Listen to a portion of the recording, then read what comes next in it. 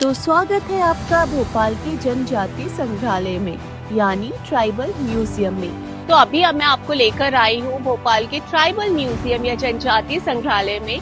और ये बहुत ही अल्टीमेट जगह है। अगर आपको पसंद है हमारी जाति जनजाति, उनके जीवन को समझना जानना, वो किस तरह रहते हैं, उनका परिवेश, उनका खान पान, तो इससे बेटर जगह आपके लिए दूसरी नहीं हो सकती। तो चलिए चलते हैं अंदर और जानते हैं इस जगह के बारे में।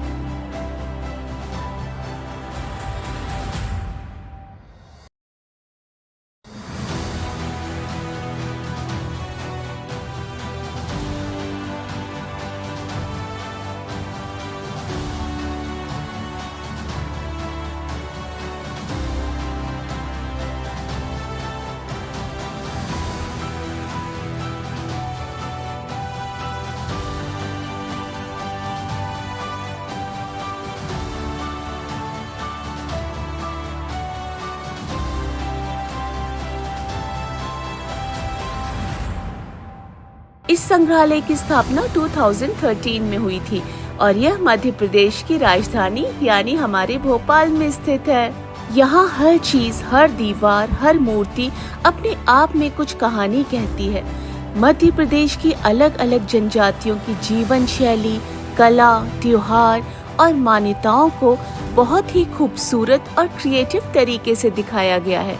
वैसे यह म्यूजियम बाकी म्यूजियम जैसा बोरिंग बिल्कुल नहीं है। उल्टा यहाँ घूमते हुए आपको लगेगा जैसे आप किसी फिल्म का हिस्सा बन गए हो।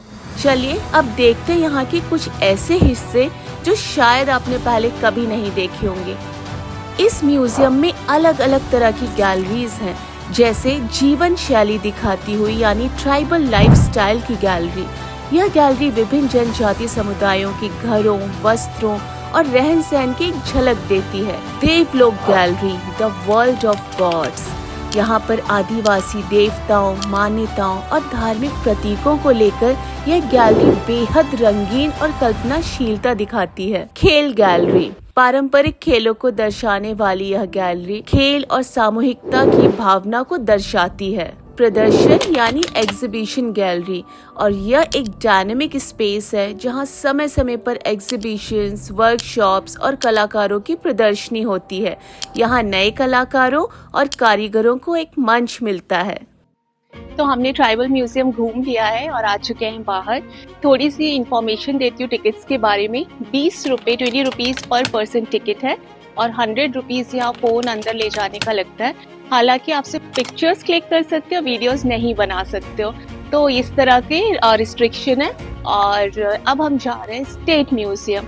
तो बहुत गर्मी है, प्यास लग रही है, कुछ पीते हैं विंड एंड वेव्स कैफे में और फिर जाते हैं स्टेट म्यूजियम।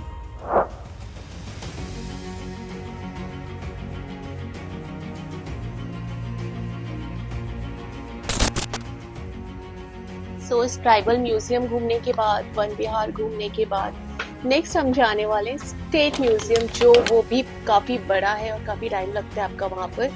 तो उसके पहले एकदम गर्मी से गला सूख रहा था और कुछ हेल्दी तो नहीं मिला, बट इससे काम चला रहे हैं हमको, कुछ तो ठंडा चाहिए था, तो जो भी मिला वही बेटर। सो लेट्स सी इसके बाद हम स्टेट म्यूजियम घूमने के बाद कहाँ जाते हैं। फॉलो करते रहना आप, है ना, मिस बिल्कुल भी मत करना। कभी भी भोपाल आप घूमने आओगे, इससे परफेक्ट आइटिनरी आपको नहीं मिलने वाली। ओके, अब हम चल रहे हैं स्टेट म्यूजियम में, और जैसे कि नाम से ही जाहिर है ये मध्य प्रदेश स्टेट का म्यूजियम है। यहाँ बहुत सारी चीज़ें देखने को, जहाँ पर आप काफ़ी आराम से पूरा हिस्ट्री, कल्चर, हेरिटेज देख सकते हैं और बहुत कुछ एक्सप्लोर करने के लिए।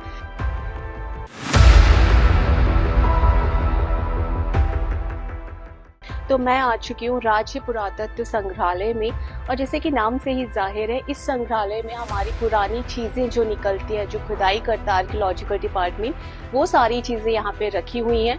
जैसे यहाँ से भीमबेटका में भी कुछ चीज़ें मिली हैं, खजुराहो से मिली हैं, मंदसौर से मिली हैं, उस तरह की सारी चीज़ें आपको यहाँ देखने मिलेंगी। और हर गैलरी में कुछ ना कुछ अलग रखा हुआ है। जैसे कि कोई गैलरी अस्त्र शस्त्र की है तो वहाँ आपको पुराने ज़माने की खंजर, चाकू, धनुष बाण, बंदूकें सब देखने मिलेगा। कुछ नवाबों के कपड़े भी यहाँ रखे हुए हैं, जो बेगम उस जमाने में कपड़े पहनती थी। तो इस तरह की बहुत इंटरेस्टिंग चीजें अंदर हैं, तो देखते हैं और क्या क्या हमारे को यहाँ पे एक्सप्लोर करने मिलता है। चलिए, और कैमरा यहाँ पे आप फ़ोन यूज़ कर सकते हैं वीडियोग्राफी के लिए। 250 रुपीज़ का चार्ज है, पर पर्सन 20 रुपीज़ चार्ज है, और बाकी ये सारी इंफॉर्मेशन यहाँ लिखी हुई है। सर, आपका शुभ नाम बताएंगे प्लीज। मेरा नाम मनोज सिंह विके है और मैं प्रभारी संग्रहाध्यक्ष के रूप में यहाँ कार्यरत हूँ। जी, यह संग्रहालय की आपको मैं संक्षिप्त बिल्कुल जानकारी देना चाहूँगा। सर, हमारे व्यूअर्स के लिए बहुत हेल्पफुल रहेगा अगर आपके थ्रू इनको पता चले कि यहाँ पर ये क्या क्या देख सकते हैं और क्या कुछ है इनके लिए यहाँ पर, कि सबसे पुरानी चीज क्या है और किस जमाने की है। इस संग्रहालय में सबसे प्राचीन चीज हम जहाँ खड़े हैं, जी, सबसे प्राचीन चीजें हमारी अच्छी। अच्छा, ये सेकंड बीसी ओह, सतना से प्राप्त है। सेकंड बीसी की प्रतिमा है ये। और सर ये और सतना में मिली है। सतना फरूद करके स्थान है, जी, सतना में मिली है। और कलाकार ने इसको पुष्प कमल के ऊपर उकेरा है, लाल बलुआ प्रस्तर में। जी, आर्ट आप देख रहे हैं। और किया सर गया। ये कितनी खूबसूरत है, अभी भी कि कोई कह नहीं सकता है कि सेकंड बीसी की है ये। इसके बाद में आपको यहाँ की सबसे प्राचीन तो ये अच्छी नहीं है, जी, लेकिन हमारे यहाँ जहाँ भी खड़े हैं ये सारी प्रतिमाएं हमारी मास्टर पीस तीन का है, जिसमें से मैं एक दो प्रतिमाओं के बारे में आपको बिल्कुल। जानकारी देना चाहूँगा। बिल्कुल। सबसे दुर्लभ कहना चाहिए दिग्मंडल। जी, दिग्मंडल को कहना चाहिए कलाकार ने वर्ष के रूप में दिखाया है, जिसमें आपको बताना चाहूँगा जैसे सूर्य के साथ साथ जो ब्रह्मांड में जो चीजें हैं वो यहाँ अंकित है। सूर्य दिखाया गया है और सब कुछ सूर्य के आसपास। सूर्य के आसपास क्या होती है पूरे वर्ष में 12 राशियाँ, ये राशियाँ हैं, और नवग्रह 9 ग्रह हैं, और 11 रुद्र के रूप में नंदीकेश्वर भगवान हैं। यहाँ से 27 नक्षत्रों के रूप में राजा दक्ष की कन्याओं का, ओह, और अष्टवसुर अष्टदिक्पाल यहाँ पाए जाते हैं, इनका भी यहाँ अंकन है। अपन लोग कहते हैं कि इस ब्रह्मांड को शेष नाग धारण किए हैं, जी, तो दोनों तरफ सर्पों का अंकन है। हाँ, राइट। दोनों तरफ सर्पों का अंकन है। और सर ये छतरपुर में मिली है। हाँ, ये छतरपुर नुबेला से प्राप्त हुई है। मेरा होम टाउन है सर छतरपुर, तो वही मुझे देख के इतनी खुशी हुई। इसमें 25 लाख वर्ष पुराने लकड़ियों के फॉसिल्स, डायनासोर के फॉसिल्स आदि आपको देखने वो को सर किस गैलरी में मिलेगा हमको? Next next gallery. Thank you so much sir, thank you. तो बहुत ही खुश हूँ क्योंकि यहाँ पे सबसे पहले मैंने छतरपुर अपनी होम टाउन की रखी हुई इतनी इनक्रेडिबल चीज देखी है, और उसका कॉन्सेप्ट कितना अमेजिंग है। और अभी हम जा रहे हैं नेक्स्ट गैलरी में, जिसमें जो फॉसिल्स रखे, कैन यू बिलीव 25 लाख साल पुराने हैं। Credible India.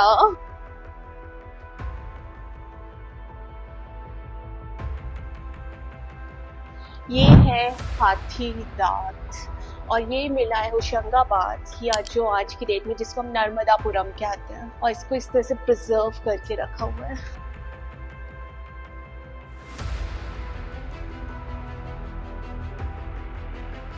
और ये है वो फॉसिल्स जो 25 लाख ईयर्स पुराने हैं।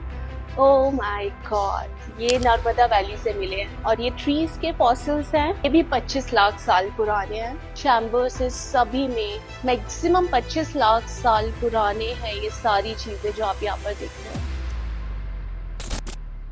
भोपाल के ही पास है भीमबेटका, नाम आपने जरूर सुना होगा। यहाँ पे आदि मानव की पेंटिंग्स आपको मिलेगी सभी गुफाओं में, उनमें से ही एक पेंटिंग यहाँ पर लगी हुई है। एंड मुझे जो समझ में आ रहा है, ये सभी लोग शिकार करने जा रहे हैं, क्योंकि इनके हाथ में अलग अलग तरह के हथियार दिखाई दे रहे हैं, भाला है, धनुष है।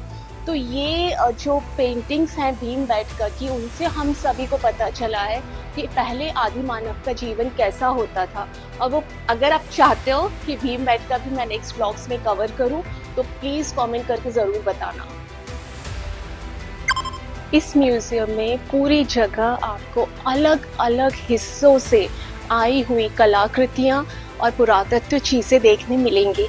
जैसे अभी सामने है मेरे गौरी, ये 10वीं शताब्दी की है। गौरी मीन्स पार्वती, तो आपको यहाँ पार्वती जी भी दिखेंगी, आपको यहाँ शिव परिवार दिखेगा, आपको यहाँ गणेश जी भी दिखेंगे। यहाँ पे गणेश जी की मूर्ति अभी 12वीं शताब्दी की है और ये देवास से निकली थी। और इधर मुझे एक एकदम इंटरेस्टिंग सी कुछ ये प्रिंटिंग मशीन देखने को मिली जिस पे लिखा है जेकोब एंड शर्वीन, और ये है लंदन की बहुत पुरानी प्रिंटिंग मशीन। ये बहुत इंटरेस्टिंग है जो यहाँ रखी हुई है।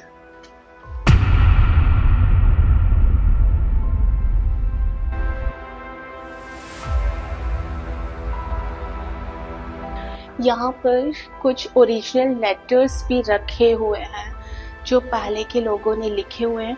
And let me tell you, अगर आपको हिस्ट्री, कल्चर और हेरिटेज में इंटरेस्ट है तो स्टेट म्यूजियम विजिट करना बिल्कुल भी मत भूलना। यहाँ पे ग्रेट ब्रिटेन के, इंडिया के डाक टिकट्स भी हैं, मुद्राओं के स्टैम्प्स भी यहाँ पर रखे हुए हैं और बहुत पुरानी चीज़ें भी सहेज कर इस गैलरी में रखी हुई हैं।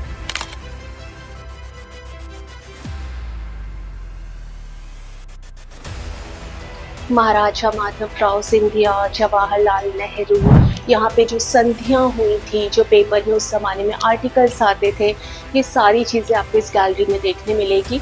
और अगेन जैसा मैं आपको बोल रही हूँ, अगर आपको हिस्ट्री में इंटरेस्ट है तो ये जगह एक एनसाइक्लोपीडिया होगी आपके लिए।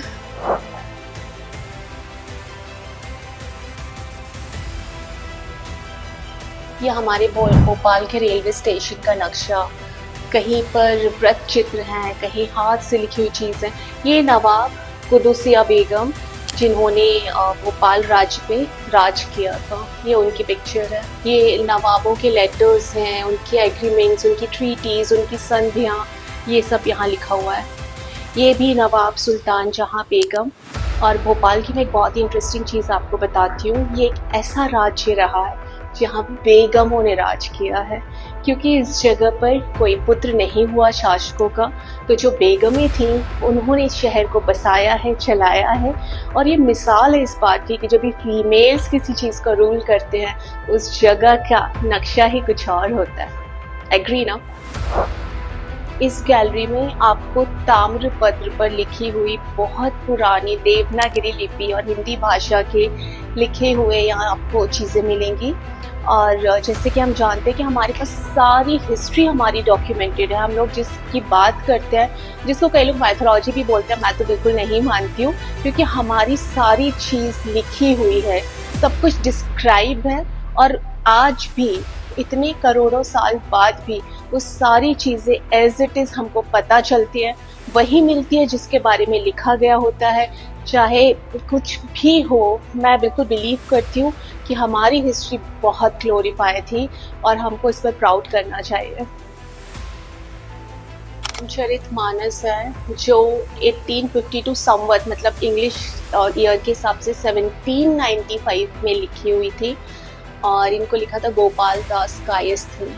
और ये सारी डॉक्यूमेंट्स आप देख सकते हो, स्कल्पचर्स बहुत पुराने हैं, इनको बहुत अच्छे से सहेज के रखा हुआ है जिससे आने वाली जनरेशन, हमारी जनरेशन देख सके कि हमारा इतिहास कितना महान था और उस ज़माने में भी साइंस टेक्नोलॉजी कितनी ज़्यादा एडवांस थी। ये देखिए आप इधर, आपको यहाँ पे भी लिखा हुआ दिखाई देगा, कितना सुंदर और बारीक लिखा गया है और ये ताम्र पत्रों पे लिखा गया है जो आज भी इंटैक्ट है। ये जगमोहन रामायण है जो उड़िया में लिखी हुई है, उड़िया भाषा है, ये उड़िया भाषा में लिखा हुआ है। ये महाभारत है, ये भी उड़िया में लिखा हुआ है। देवनागरी लिपि, अभी बहुत से लोगों को ये भी नहीं पता होगा कि देवनागरी लिपि क्या है। अब चलते हैं नवाबों के दौर में बेगमों के कपड़े देखे जाएंगे, क्या पहनते थे, कैसे होते थे उनके कपड़े। चलो चलते हैं नेक्स्ट गैलरी में। तो भोपाल में मेनली जरी का काम होता है। यहाँ के जो कपड़े, बैग्स, बटुए, जूते, सभी में जरी का काम होता है और बाहर से लोग इस काम को करवाने भोपाल के में आते थे। अभी कुछ कपड़े मैं उस जमाने के दिखा रही हूँ। ये बुंदेला शासक का चोंगा है, कोट। और इधर है एक और इंटरेस्टिंग सी ड्रेस जिसको भोपाली जोड़ा बोलते हैं। ट्रेडिशनल ड्रेस है, ऊपर का कुछ कुर्ता जैसा है, दुपट्टा एंड पजामा। ये परंपरागत महेश्वरी साड़ियाँ हैं जो यहाँ पर महेश्वर में बनती हैं। ये चंदेरी साड़ियाँ हैं जो चंदेरी में बनती हैं। हाँ जी, वही वाला निकलो कभी चंदेरी से, वही चंदेरी। ये ट्रेडिशनल बाग प्रिंट है। मैं आपको दिखाती हूँ इसकी क्वालिटी क्या होती है। कुछ ये स्टैम्प्स जैसे होते हैं और उसको कपड़े पर लगाते हैं, उससे ये प्रिंट बनता है। तो हर तरह के प्रिंट का अलग अलग नाम होता है। जैसे ये जो प्रिंट दिख रहा है आपको, ये बाग प्रिंट है। ये सभी चंदेरी साड़ीज के सैंपल्स लगे हुए। यहाँ पे नवाब शाहजहां बेगम के कपड़े और उनके जूते, ये रियल हैं। Can you believe it? ये उनके रियल, उनके पहने हुए कपड़े हैं और ये उनके जूते रखे हुए हैं। ये हील्स है, आप दिखाओगे थोड़ा क्लोजअप करके? उनकी हील्स है, इसमें हील लगे हुए हैं, उसमें भी कुछ नक्काशी है।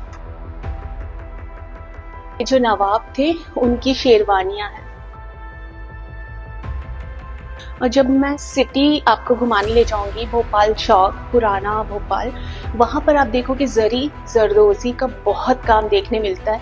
यहाँ के बटुओं पर, यहाँ की जूतियाँ जिसको मोजड़ी बोलते हैं, यहाँ के पर्स जो होते हैं, यहाँ के कपड़ों पर, तो ये यहाँ की एक स्पेशलिटी है। और ये यहाँ के कुछ सैंपल्स रखे हुए पगड़ियों के। अगर आपने थोड़ा सा रिसर्च किया हमारी हिस्ट्री, हर पगड़ी, हर जो हम साफा बांधते हैं, जो टर्बन्स होते हैं, उनका जो शेप और पैटर्न होता है उसके हिसाब से उनकी रैंक, उनका ओहदा पता चलता है।